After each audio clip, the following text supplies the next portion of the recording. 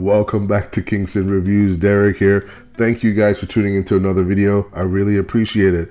So today's topic, I thought we would talk about Elon Musk and Tesla's robot, the Optimus Gen 3 robot, I believe, and what I think this thing is going to do for business, for the working class, and what effects this may have on society. So from the time I was a kid, I remember thinking about autonomous robots, watching shows like Buck Rogers with the robot Twiggy. Colonel, oh, the party favors, you can put them right there. Where do I put this, babe? Babe. Thank you, Twiggy. I'll take that as a compliment. There's no doubt that Twiggy would get #MeToo today for making a comment like that. But I remember watching him as a kid. In addition to that, Star Wars, Star Trek, they all had an autonomous robot that everybody really enjoyed watching. And just imagine what that would be like to have a real working robot. So as these robots became more and more lifelike, we actually started imagining what would happen if they became self-aware, just like the movie Terminator. Sarah Connor? Yes.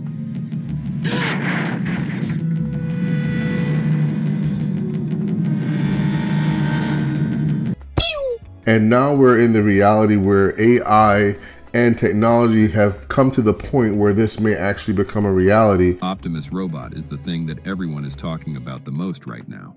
It is hard to believe that in just over 1 hour, Tesla has introduced 3 super products. But instead of the crowd focused on 2 new cars, the people at the event focused on Optimus, because this is the first time they can talk in real time with a humanoid robot. It can answer questions in just 1 second of thinking. The important thing is that the answer is completely unprogrammed. So one of the different things about the Optimus robot is this thing is actually being designed by Elon for the express purpose of being used in production and actually being purchased by individuals, private individuals and businesses for labor purposes. Unlike Boston Dynamics and other robot producers that really try to do a specialized purpose like for military or industrial use, these robots are being built and designed specifically to be used by private individuals and businesses. It actually gets way crazier when you think about the Optimus robot, which is really a humanoid robot that is intended to, be able to do anything you want it to do, to be, your companion. It can be at your house. It can sort of babysit your kids. It could teach them, be a teacher. It can do factory stuff. Like, I think that the ultimate ratio of, say, how many super useful humanoid helper droids do you want? Like, who doesn't want a C-3PO, but a C-3PO plus R2-D2 plus. It would be pretty awesome. I think everyone in the world is gonna want one, like literally everyone. And then there'll be obviously robots in industry making stuff. And so, I think the ratio of humanoid robots to humans will probably be at least 2 to 1, something like that. 1 to 1 for sure, so which means like somewhere on the order of 10 billion humanoid robots, maybe 20 or 30. And so then it's like, okay, well, let's say, you kind of make, let's say the build rate is, I think the build rate will be probably something ultimately like 1 billion a year, humanoid robots, like actually. And if Tesla just has a 10% share of that, and it might be a lot more than 10%, and there's, we make like 100 million Optimus units a year. For reference, the auto industry is roughly 100 million vehicles per year. So that, sort of similar ballpark, at least within an order of magnitude. And I think we could make one for a cost of maybe at really high scale of about $10,000. It's smaller, it'll be less expensive than a car. So, and I think if you sell for $20,000 or something, this is at large scale volume, Tesla would basically make about $1 trillion of profit a year. $1 million. Okay guys, so let's talk about what this is actually going to mean to business and why Elon is betting that this is going to be the biggest product that has ever been released. Okay, so in business, one of the biggest costs that any business has are their employees, especially if you're in a service industry, especially if you're in manufacturing. Your human capital is going to be your biggest expense. So let's take a look at it, right? If you have an employee that's folding clothes similar to the robot that I just showed you guys, and you pay them $15 an hour, that represents basically about $31,000 a year.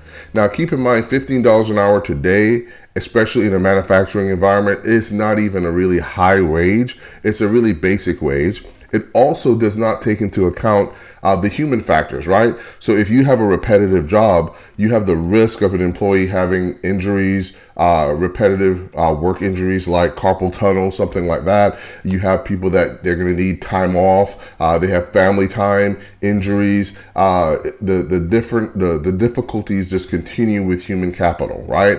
And I'm not saying that people shouldn't have these issues. I'm just saying that these are just issues of being a human, right? You're going to have sick days.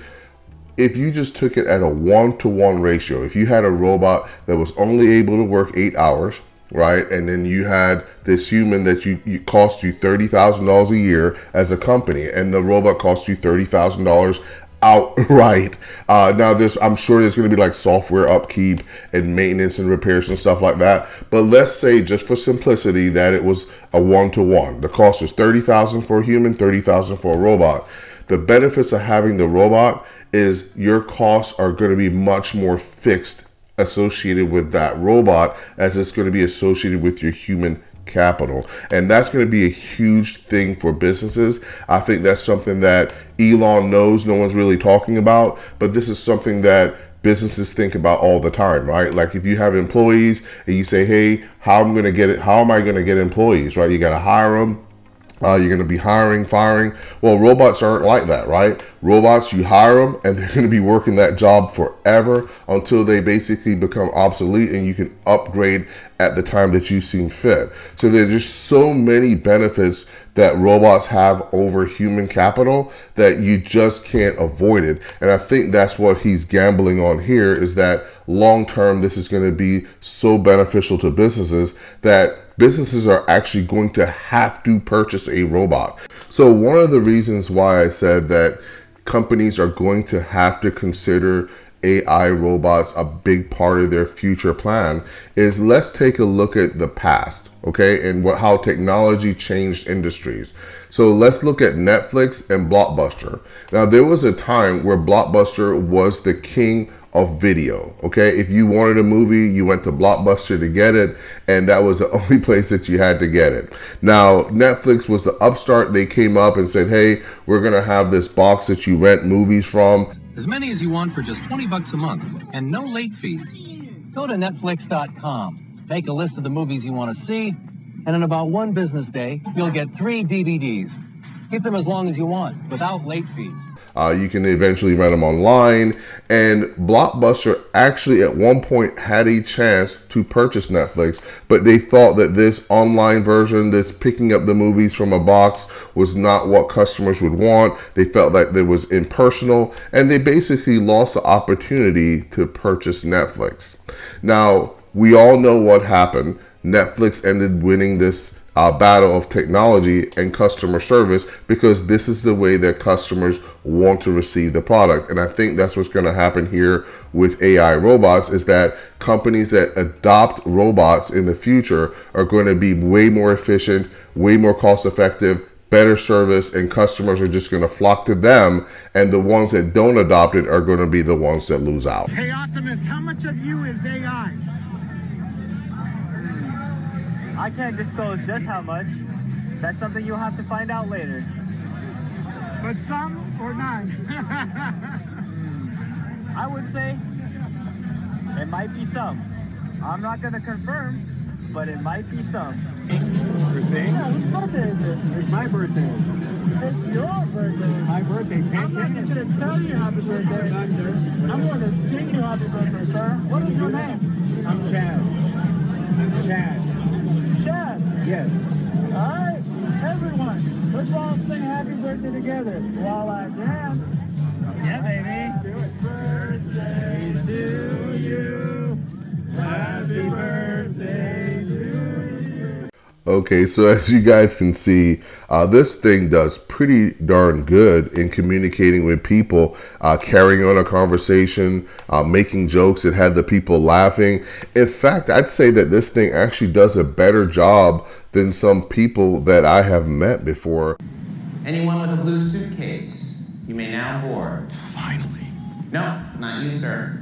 Not me. This is a blue suitcase. That's a blue computer bag. So you're not gonna let me on then?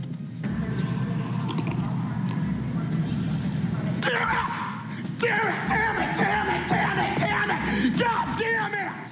As far as conversating with people and having just good basic knowledge and conversation, the customer service that this thing would be able to provide would be pretty darn good. So I'm going to say that the working class, customer service, manual labor, really basic jobs that don't require a whole lot of skills, robots are going to be a big part of that future. So the question I had is that what's going to happen to the working class? I think that what you're going to see over the next few years is as these robots, more autonomous cars become more popular, you're going to see more things like people destroying the autonomous vehicles or destroying robots, fighting back in that way as we try to make an adjustment in our culture for the acceptance of this technology. New at 11, today's Lunar New Year celebrations took a dangerous and destructive turn in San Francisco's Chinatown tonight.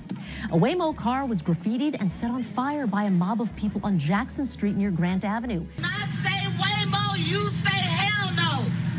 Waymo! Hell no! Waymo! Hell no! Right now, there's no testing allowed for driverless trucks, but a green light could be on the way. Richard Kenny operates a moving truck that could one day drive itself, but he's not afraid of losing his job just yet. There's always going to need somebody to load the truck up. Movers like Kenny may not feel the threat of autonomous vehicles taking over, but long-haul drivers of larger semi-trucks are voicing their concerns. This technology is not ready for prime time. Union leaders rallied in front of San Francisco City Hall in support of AB 316, which would require a human operator in driverless vehicles weighing over 10,000 pounds. Well, I have a theory in my mind that there are going to be a large number of people, actually there's already a large number of people that live on government assistance or require government assistance for their existence. You look at the welfare, Section 8, child care credits. There's so many different programs already that basically help people to exist without having to work full-time. I actually find that a lot of people in the working class don't even work a full-time job anymore. They might only work 3 months, 6 months, 7 months out of the year and then get another job because they're not interested in working full-time, especially after the virus. A lot of people, their motivations to want to be at work and work being the foundation of what they do every day really just isn't there. On 8/12, you just did a no-call, no-show. I already told you. That's that day off work, though. But y'all, that's my birthday, though. I'm not. Y'all too grown for me. And so I have a theory, and the theory is this. In order to keep these large groups of people pretty happy with a lifestyle that isn't the American dream. Remember, the American dream is having the house, the 2 kids, the 2 cars, the dog, and to do that, you can't do that on $15 an hour. Hell, you can't even do it on $20 or $30 an hour if you want to really live the American dream. So what are you going to do with all these people that are going to be basically unemployed, underemployed once this thing catches on? I believe that virtual reality, video games and virtual reality, it's going to be huge. You're seeing that people even now are spending 6, 7, 8 hours a day playing games, watching videos, and that reality to them is much, much bigger and much more important to them than even the real world, because the real world, to be quite honest with you, is quite difficult if you're not ready and prepared to grind every day to get the things that you want. Forget about the looks. What about the money? Oh, the money. What about the money? That's not fair. You have to face the facts. The vast majority of you are just born with inferior DNA. But you feel sorry for yourselves, you wallow in your self-pity, and then you have to face the fact that life is not fair. So a lot of people, a lot of young men actually find a lot of solace in just playing video games, right?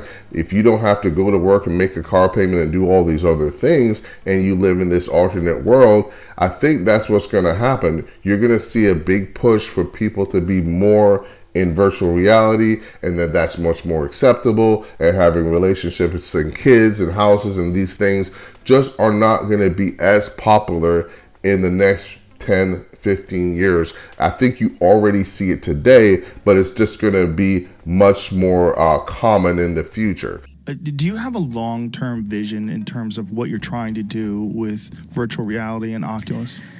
So I do, and it's it's something that some people read this the wrong way and react incorrectly to it, where I've said that my pitch for VR is that the promise of VR is it's to make the world as you want it, where people do not have it is not possible on Earth to be able to give everybody all that they would want. Not everybody can have Richard Branson's private island. There's just not enough islands in the world to give them to people. But even on a much more mundane level, not everyone can have a mansion of a house. Not everyone can even necessarily have a home theater room.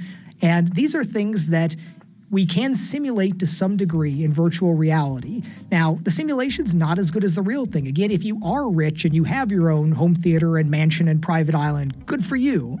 We may still be able to offer you the convenience of being able to instantaneously get to different places, but you're still probably not the people that are going to benefit most from it.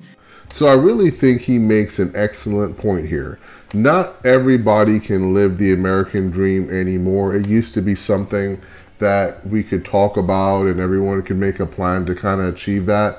But I think people have come to the reality that it really isn't going to be possible for everyone. I know that we have a lot of politicians that talk about making it equitable, but even if they redistributed all the money in the world, it's still physically impossible for everybody to enjoy the same and equal life. However, in a VR reality, it is a possibility for even the poorest of us to have that opportunity, especially with VR technology only being $400, $500, under $1,000, and that technology is sure to become cheaper over the next few years, making dystopian futures like Ready Player One even more likely to happen once this technology hits. Sitting here in my tiny corner of nowhere, there's nowhere left to go except the oasis.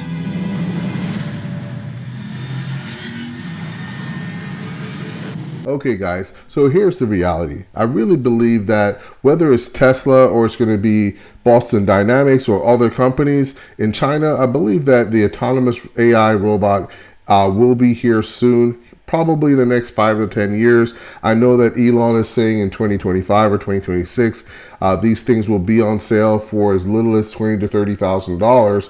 However, I just feel like it might be a few years before it really hits the main marketplace. And when it does, I think it's going to have some major changes on our society.